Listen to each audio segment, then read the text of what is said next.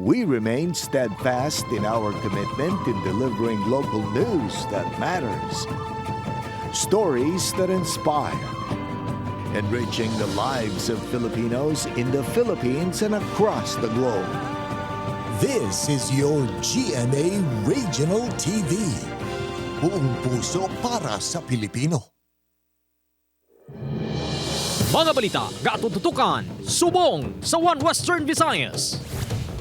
Mas agresibo nga pagpangbakuna batok sa balatian nga pertussis, ginapatigayon na sa Iloilo City. Samtang una nga kaso sang suspected pertussis case sa Bacolod City na record. Masobra 100,000 ka konsumidor naapektuhan sang brownout sa Bacolod City kagabi, tubtob kagahon. Mga turista amat-amat na nga nagadagsa sa isla sang Boracay subong nga Semana Santa. Mga nagabiyahe nga bus unit hugot nga ginasikyar sang LTO6 agud makalikaw sa disgrasya subong nga Semana Santa. Seguridad sa mga religious site mas ginpahugdan na sang kapulisan.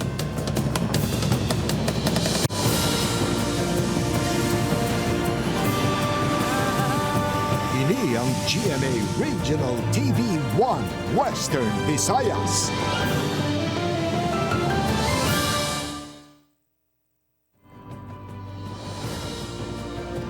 Mayong hapon, ini ang One Western Visayas, masaligan, sadsaran, sang kamatuoran, kag wala sang ginadampigan.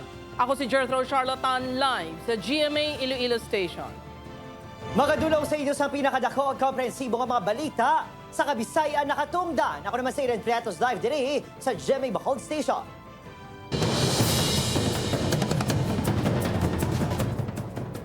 Mga kapuso, state of calamity gindeklarar na sa Iloilo City bangon sa mga kaso sa pertussis o kon whooping cough.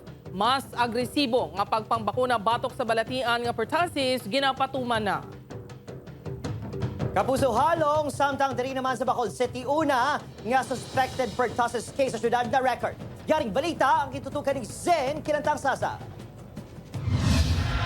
Ginpaidalom na subong adlaw sa state of calamity ang Iloilo City bangod sa nagasaka nga kaso sang pertussis. Base sa record sang Iloilo City Health Office, may 7 ka kumpirmado nga kaso sang pertussis sa syudad nga naghalin sa distrito sang Arevalo, Haro kag Molo.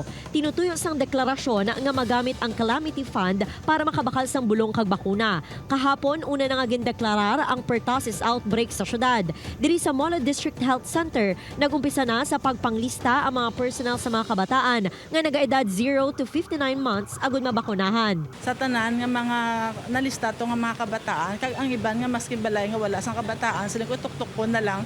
Kay base may bala nga wala pa nalista. So mahausaw-usan sa panuktok sa kada balay kag kung sinodera ang mga bata nga wala pa nabakunahan, bakunahan na lang nila. Prioridad sang health center nga makapangbakuna sa Barangay Boulevard, Kalumpang kag North Baluarte.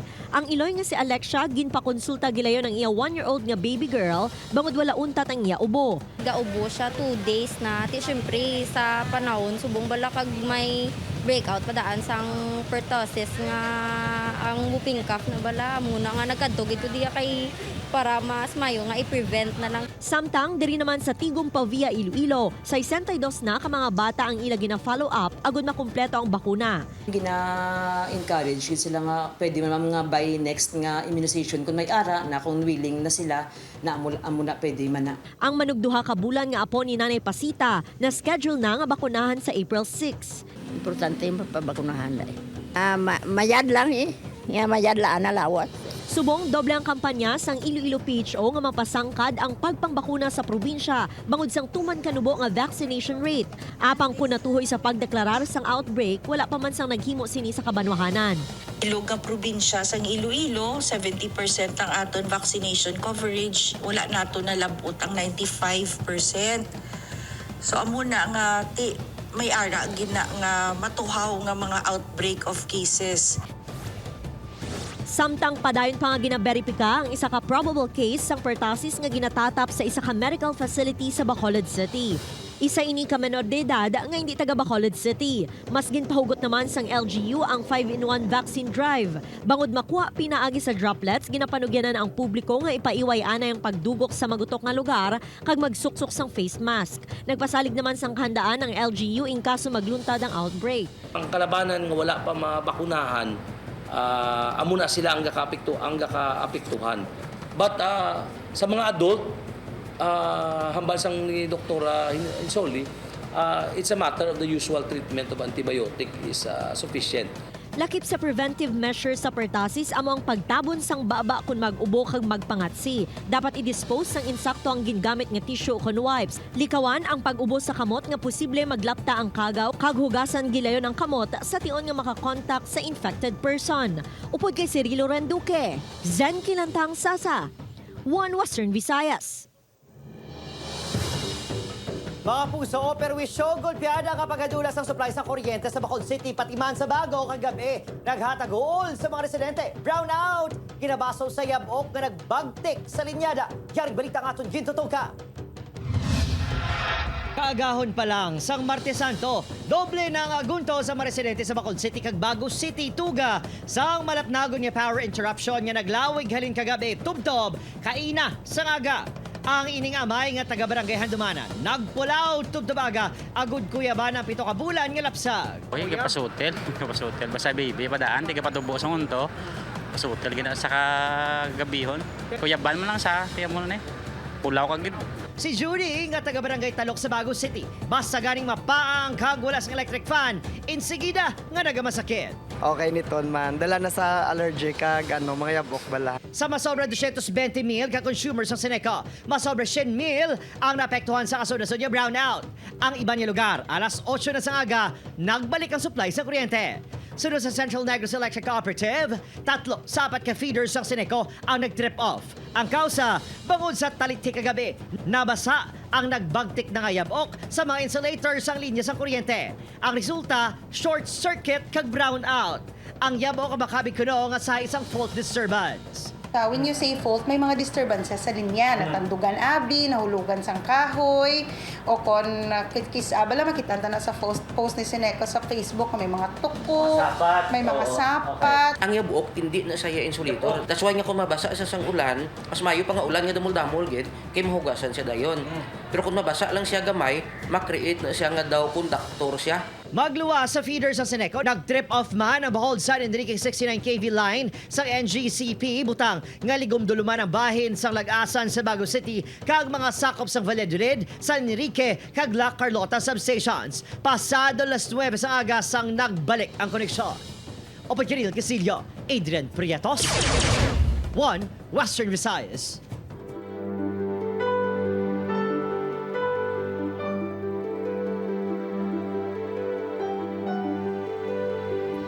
LTO hugot nga gina-inspeksyon ang mga bus antes magbiyahe subong nga Semana Santa. Mga motorista ginapanugyanan man sa ahensya nga maghalong sa pagbiyahe. Ini ang gintutukan ni John Sala. Isa-isa gina-inspeksyon sa operating team ang mga units ng bus diri sa isa ka bus company sa Haro. Kabahin sa ila ginachekyar ang roadworthiness o kung sarang pabalanga makabiyahe ang mga unit. Madumduman ni Disyembre sa nagligid nga tuig aksidente nga nahulog sa pila sa Amtik-Antique ang isa ka unit sang Valia Car Transit kag ginatudlo ang mechanical problem bilang isa sa mga rason sa aksidente. Butang sa karon mas hugot na ang proseso sa inspeksyon sang LTO. Kabahin man sa ginachekyar sang LTO ang mga dokumento sa mga driver kag mismo ang kanda nila sa pagbiyahe. Ginakuha ni RD ang ato ng mga drivers is really drug free kag alcohol free sa pagdala nila sa ilang mga salakyan. That is why may mga ikandak kita mga garage inspection or random drug test depende sa availability sa mga drug kits nga pinanlano na. Ang mga bus naman nga makitaan sang diferensya ang insigida ginadumilian sa pagbiyahe. Magluwas sa mga di pampasahero nga bus, jeep kag taxi, nagapanawagan man ang LTO sa mga private vehicle owners na tuhoy sa blow bagets o kung pagsikyar sang battery, lights, oil, water, brakes, air, gas, engine, tires kag self o kung kaugalingon antes magbiyahe. It is your obligation and duty as professional drivers to check that and every time before ka mo magdagan sa atong mga dalanon. Kay ara yung mga accessories no is placed sa atong salakyan for safety reason ginaya. Samtang hugot naman yung natutukan sang IPPO ang seguridad sa mga pilgrimage site kag tourist destination sa probinsya sang Iloilo. Magluwas sa seaports kag airport, tutukan man sang pulis ang pilgrimage sites nga pagabisitahan sa mga tawo. 80% sang IPPO personnel ang i-deploy sa probinsya kag 100% naman sang force multipliers ang magabulig sa seguridad. We are maximizing ang aton nga personnel no on the field no for this Semana Santa, especially sa mga major thoroughfares naton, sa mga pilgrimage sites naton kag sa mga aton yung mga lugar kung di nag-convert sa mga tao, especially sa may Barotac Viejo. May ara man kita sa San Joaquin kag diri sa may Santa Barbara, Iloilo. All of these places deployan naton to include ang aton nga banwa sa may Leon. Upuot kay Hans Desierto, John Sala. 1 Western Visayas. Mga puso sa Bacolod City naman, pila ka mga ginasagon niya ido na record nga napatay bangod sang tuman nga init. Animal Rescue Shelter sa Bacolod City ginakulang sa magamit nga tubig para sa mga na-rescue nga sapat. Yaring balita nga atong gintutukan. Sa sininga shelter sa nabukid nga bahin sang Barangay Granada, ginadala sang Animal Rights Group nga Back Project PH ang maido kag kureng kay biktima sang pagpang-abuso kag pagpakaipit. Malapit 150 ka maido kag kureng ilagi natatap sa lugar. Ang iban dire, may mga pamalatian pa sa panit nga adlaw-adlaw dapat nga paliguan. Bon nga tuman kay init sang tiyempo kag palaligban ang makuhaan sang tubig nga gamiton. May 3 na kaido ang napatay, bukod sa dehydration kag heat exhaustion. Uga panag-ub kami everyday, twice a day gani para sa inom nila na tubig. So mga paninlo namon, nasag-ub man namon. So amo gid na problema sa bunggid ang tubig gid sir. May makuring nga nagapaluya naman. Kapin 800 litros nga tubig ang kinahanglan sa kada adlaw agon matatapan ang kasapatan. Sakit man sa ako ni kay ako din gatipan. Ang sapa nga ginasaligan sa makuhaan sang tubig ang nagmalana. Nagpatasok na mga volunteer agon may makuhaan sang tubig sa lugar. Kaysa subong gani sa 40 dumayara naman galing tungod init, gamay sang source ya. Buong sa epekto sa El Nino phenomenon, ginakabalakan sang grupo nga kung magpadayon pang sitwasyon, mas madamo pa nga ido ang magkalamatay. Padayon man ang monitoring sa Bacolod City Veterinary Office sa sitwasyon sa mga ginasagod nga kasapatan, subong at tuman kainit sang tiyempo. Pahanumdom sa mga pet owner para makalikaw sa blatian ang mga hinuptanan. Siguro ng ilimnon nga tubig sa mga hinuptanan, ipaiway anay ang paglagaw o kung pag-walking sa mga sapat. Paliguan lang ang mainikunaga kag hindi pag-ibulad sa initan agud magmala. Sa mga may madamol nga balahibo nga sapat paguntingan ang maini, agud hindi makatol o kung matapikan pamalatian sa panit. Upod Kiril Casilio, Adrian Priatos, 1 Western Visayas. Mga turista amat-amat na nga nagadagsa sa isla sang Boracay subong nga Semana Santa. Hugot nga inspeksyon sa mga pantalan ginapatuman. Ini ang gintutukan ni John Sala. Aga pa lang sa bunga Martes Santo, makita na ang pagdagsa sa mga turista sa Katiklan Jetty Port Terminal agad magbakasyon sa isla sa Boracay. Kalakip sa mga ini ang pamilya Valencia halin sa Sara, Iloilo. 54 sila tanan nga nagpadulong sa isla agad magbonding. Last year, magpipinsan mga tiyahin, magkakapatid. Ang mag-asawa naman nga ini halin pa sa Cainta, Rizal. First time nga magbakasyon sa isla sa Boracay, kaupod ang 3 nila ka mga chikiting. Ito yung first namin na family na Holy Week. Kasi actually birthday niya. Yeah, so actually this is a birthday treat for him. Relax lang. Break from work, yung beach, yung ambience. And, kasi napaka-accessible ng Boracay. Kung ang iban ginpili nga magpahuway sa tagiti sang initak na alas 2 ang hapon, may pila nga mas gin-enjoy pagit ini. Basta tulog kami saglit, tas yun, nag-decide na kami na lumabas na kasi, di ba? Enjoy mo yung araw. Yung mga kayak, ganun, yung mga crystal, ganun. Yan yung gusto natin. Yes. Yeah. For photo off. Ginalauman sang pamunuan sa Katiklan Jetty Port nga magadamo pagid ang bisita sa masunod nga adlaw. Gani mas ginpahugot pagid nila ang seguridad. May PNP po tayong naka-duty, may Coast Guard, may PIDEA rin po tayo at meron po tayo mga magkakaroon po ng problema, may nurse station. Ginabisuhan naman ang mga bisita nga dumilian ang mga matalom nga bagay, pusil o kon bisan lighter nga posible tunaan sang sunog. Halin March 1, 2024, naglabot na sa masobra 140,000 ang tourist arrivals nga na-record sang Malay Tourism Office. Upod kay Romel Porquia, John Sala. 1 Western Visayas.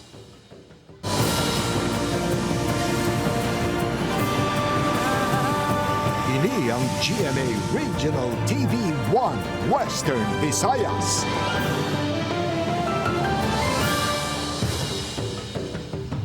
Mga puso kapulisan naman sa probinsya sa Negros Occidental, padayon ng monitoring angot sa ginaligar recruitment sa gihapon sa grupo sang MNLF sa probinsya. Grupo nga nagtukod sang kampo sa Caris City, ginapahaling na sa lugar. Nakatutok Aileen Pedreso.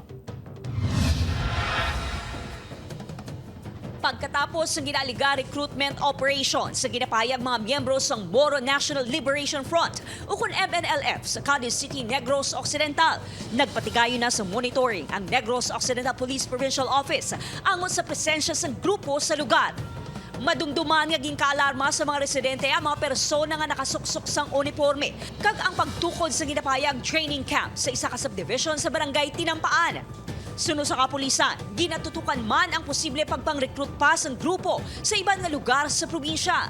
We have already conducted a series of monitoring and validation man sa ininga grupo. No? Our provincial director has already instructed our intelligence, no, the provincial intelligence unit to monitor this. Una na ginpaathag sa leader ng grupo sa syudad nga sinahalaod nga ang pagduso sang federalismo sa lugar ang tinutuyo sa mga ini.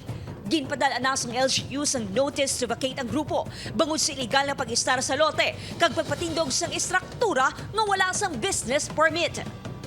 It's very unbecoming of a guest, no, sa isa ka city, labi ng Cadiz na this is a very peaceful city. You have to go through the process. No? Wala naman sa indikasyon sa militar na mangin threat kag tukuro ng grupo agud gamiton para sa eleksyon sa Oktubre.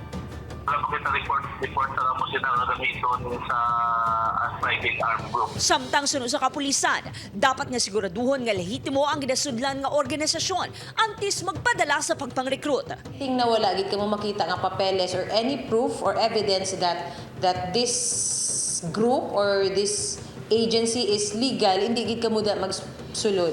Upod Keruel Banggoy, Aileen Pedreso. 1 Western Visayas. Baligyan ay sa mga utanon kag isda sa Iloilo City, tuman pa kahina apisar Martes Santo na. Mga manugbaligya mansig diskarte na lang kung paano mapaubos ang ila baligya. Inianggin tutukan ni John Sala. Naanda na nga mabakal ang mga utanon kag seafood sa tiod sang Semana Santa. Kada man abi sa mga Romano Katoliko nagaobserbar sa pagpuasa o fasting kag paglikaw sa pagkaon sang karne ilabi na sa Biyernes Santo. Apang talulupang doon nga kasubong nga daw puasa man ang vegetable kag fish section sa Iloilo Terminal Market bangod sa tuman kahina nga kita. Si Manang Diding sa baylo nga mag-order sang bulto-bulto nga mga utan. Wala na ini nagpain pa para sa Huwebes tugtog Biyernes. Wala na kami ka-purchase or nagapakarga. Hasta na lang buwas Wednesday, tapos pagka Thursday, Friday, wala na. Stop na kami. Sa pagkamatuod suno sa iya, estable man ang presyo sang utan subong. Ang carrots ang mabakal sa 80 pesos kada kilo. Patatas, 120 pesos kada kilo. 50 pesos kada kilo naman ang cabbage. 30 pesos kada kilo ang sayote. Tarong kag kalabasa ang mabakal sa 25 pesos kada kilo. Amarguso, 50 pesos kada kilo. Okra, 80 pesos kada bugkos. Luya, 100 pesos kada kilo. Bombay, 80 pesos kada kilo. Kag ahos nga 130 pesos kada kilo. Ang tawag pululi sa uma, ang baligyan ay mahina. Kung si Manong Roberto pa, pawais-wais na lang kuno kung paano mahaylo ang mamanugbakal nga baklo ng ilang mga baligya. Tsagaan lang kagi bandaya mo bigyan mo kung laktan mo man ay kabinta. Tapos dapat kabalo magpayon sa customer payon mo muna para das mo bas mo baligya. Kung si Tata Eugene naman ang pamangkuton, luyag man sini nga kuntani, mamakal sang madamo nga mga utanon kag isda. Apang bangod tuman ka mahal ang presyo, napilitan man ini nga magkinot. May isda, may patatas isan lang kabilog sa una kapamulot ka lang ni sa una wala balo kung pilang presyo subong niya kuha ka lang isa kabilog karot isaman sa una pulot ka lang nga pulot. Pareho man sini ang sitwasyon sa fish section. 130 pesos per kilo ang presyo sang bisugo. 200 pesos naman ang kilo sang bangros. 100 pesos naman sa matan. 150 pesos kada kilo ang lagaw. 340 pesos ang pasayan. 60 pesos kada kilo ang tahong. Ang bagungo naman, 30 pesos kada kilo. Kag crablets, ang 160 pesos kada kilo. Suno kay Manong Romulo, mas maayo pang ilakita sa nagligad nga tuig. Ang tao ga di ba bakal kay gamasang isla bla. Ligado subong mo. Upod kay Hans Desierto, John Sala. One Western Visayas. Mapuso selebrasyon naman sang 26 Kadalagan Festival sa Victorias nangin mas masadya kaupod ang aton sikat ka Kapuso Stars. O kung opisyal nga pagbukas ng kiwatan, mas nangin ang grande. Nakatutok, Eileen Pedreso. Napuno sa mga residente kag bisita ang Sidlak Global City sa Victorias City, Negros Occidental sang Huwebes, March 21, kadungan sang opening ceremony sang 26 Kadalagan Festival. I officially declare the 26 Kadalagan Festival now open. Halin sa isa ka parada, diretso na sa performances ang Sidlak Kadalagan Festival dancers, makitaan nga enjoy gid ang mga bisita, samtang nagalantaw sa maduagon kag energetic performances. Pagkatapos sa masadya nga adlaw, isa ka star-studded nga gabi naman ang gin-enjoy sa fans. In her cosplay attire, pasabog ang entrance sa makiling kontrabida nga si Portia, si Myrtle Sarosa.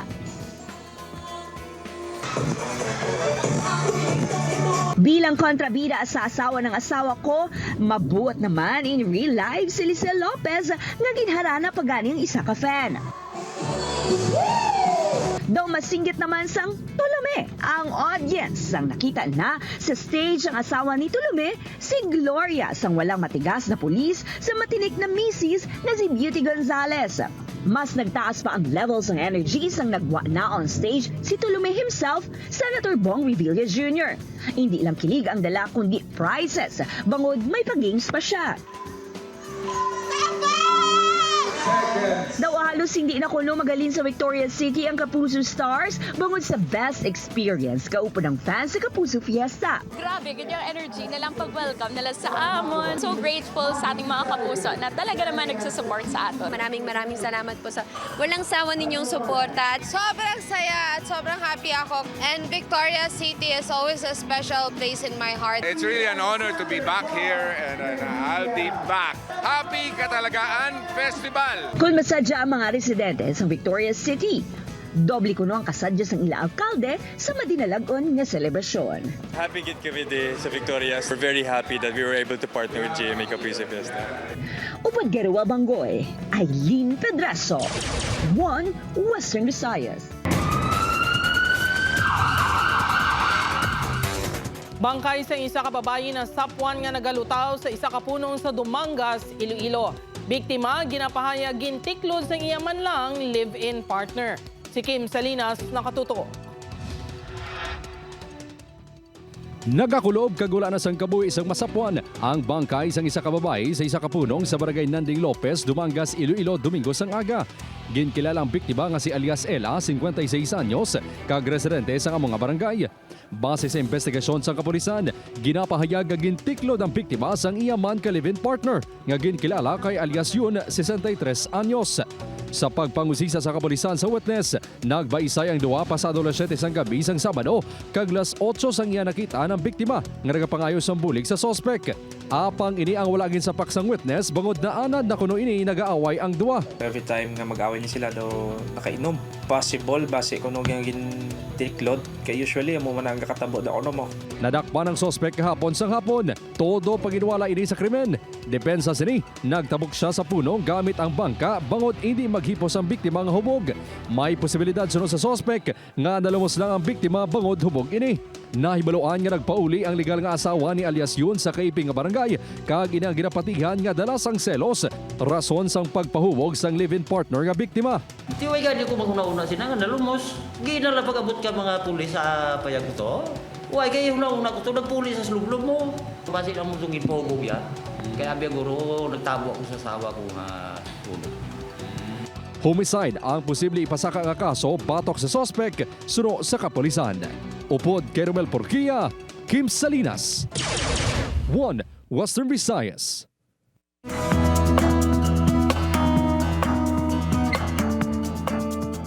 Mapuso sa Bacol City, kakibos ang tatlo ka social workers nga Sanday Department of Social Services Head Alma Gustilo and Jeanette Servano kag Patricia Risi may esmino ang pagpadulong mismo ni U.S. Embassy Deputy and Consul Chief Timothy Robertson sa syudad sa Bacolod sila ang pasidunggan.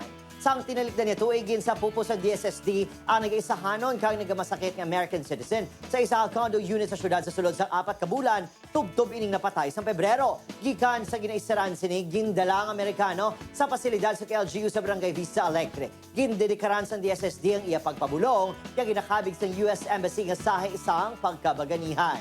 Iga-turn over ini kuntani sa US Embassy apang mas ginpili sini nga magpabilin sa Bacolod.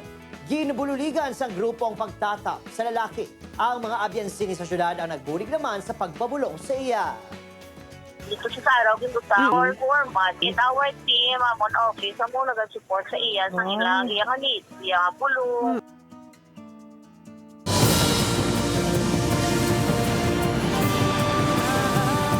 Ini ang GMA Regional TV 1 Western Visayas.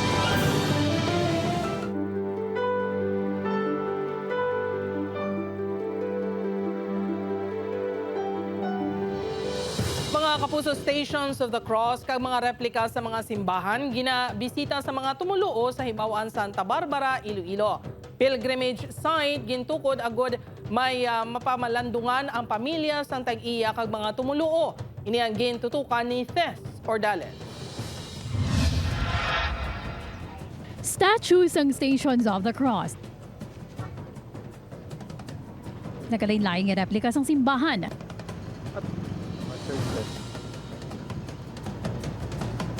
Dagong nga rosary beads. Imahin na mamameri nga nagataas ang 40 katapat. Pila lang ini sa mga makitaan sa isang hektarya nga pilgrimage site na ginatawag Our Lady of Smile Shrine sa Barangay Bawan, Santa Barbara, Iloilo.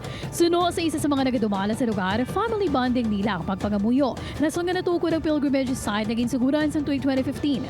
Ginabanda si Tenta ka mga miyembro sa pamilya ang nag-via crucis sa tag sa Kasimana. So we have this weekly, every Sunday banding here in the shrine. So we do Way of the Cross, rosary, prayers to Our Lady of the Smile, prayers to Saint Therese of the Child Jesus. And this is how we express our love and our devotion to our Almighty God and to the Blessed Virgin Mary.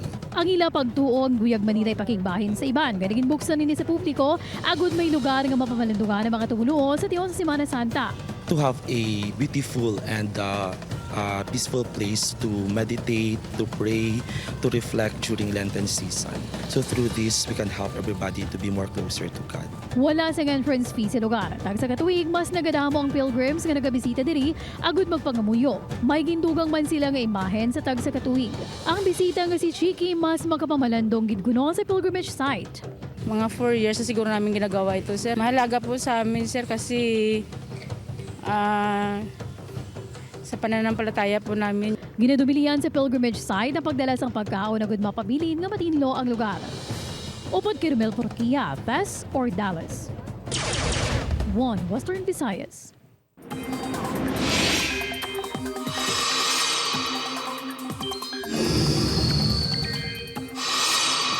Bapog sa mainit nga Semana Santa may eksperyensya sa dako nga bahin sa Pilipinas. Padayon nga nagaluta ng Easter leaves nga nagadala sa mapaang at tiyempo.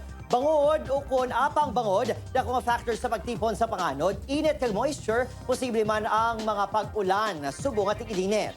Base sa datos sa Metro Weather, may chances ang ulan sa pinakabahin sa Aklan, Capiz, Antique, kag Negros Occidental. Posible man mag-ulan sa iban pangabahin sa Pungsod, laki pang Luzon, pati man sa Mindanao.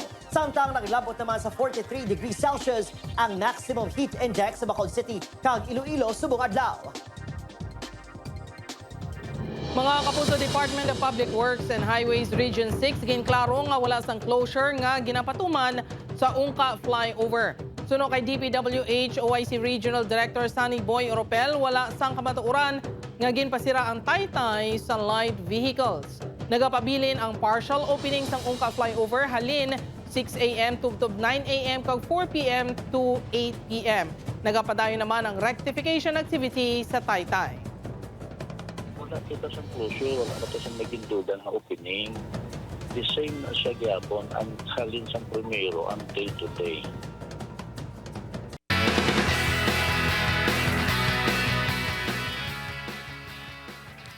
Madamos ang na-realize sa role bilang Let Matia si Joe Berry. Isa din ang importansya sa pag-eskwela sa maayo para sa basa nag-future. Sa isa kay Instagram post, naghugot si Joe sa picture nga ara ini sa scene sa eskwelahan. Bantayan ang Let Matia sa Torney at Log at 3:20 p.m. sa GMA Afternoon Prime. Overwhelmed si Piri Gonzalez sa pag-welcome sa mga negrense sa iya. Napasalamat man nini sa mga nagapalangga sa iya role bilang Gloria sa walang matigas na muli sa matinik na misis. Hindi ko na malipatan sa actress ang experience sa bonding sa fans. Sobrang proud ako na isang Bisaya at sana tuloy-tuloy pa rin yung suporta niyo sa show namin kasi gusto ko talaga i-push yung Bisaya na language eh. Luyag naman ni asawa ng asawa ko star Liza Lopez na magkabalik pa sa Negros Occidental para mag-travel para sa self. Lapit gid kuno sa heart ni Lizalag Negros kag hindi makapoy nga mag-travel sa matahong nga mga lugar. Dati pa ako pupunta dito sa Negros and every time it's amazing. Ayun, happy ako to be back and also to eat the famous Bacolod inasal chicken again. Bantayan ang asawa ng asawa ko kada 9:35 p.m. sa GMA Prime pagkatapos ang Love Die Repeat.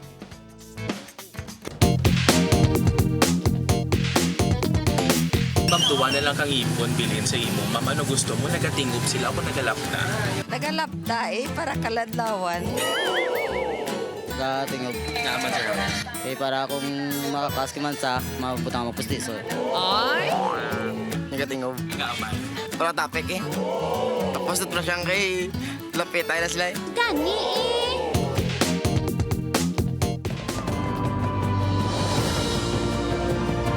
Sa aton mga puso diri sa Western Visayas, nagsubong man sa aton mga puso abroad. Madamo gid nga salamat sa pagtutok. Ako si Eden Prieto. Kapuso, mag-isa kita kag hibaloon ng mga balita tungod Local News Matters. Ako si Jethro Charlatan, ini ang One Western Visayas, bugos nga puwersa para sa mas dako nga misyon kag mas masangkad nga serbisyo sa pungsod.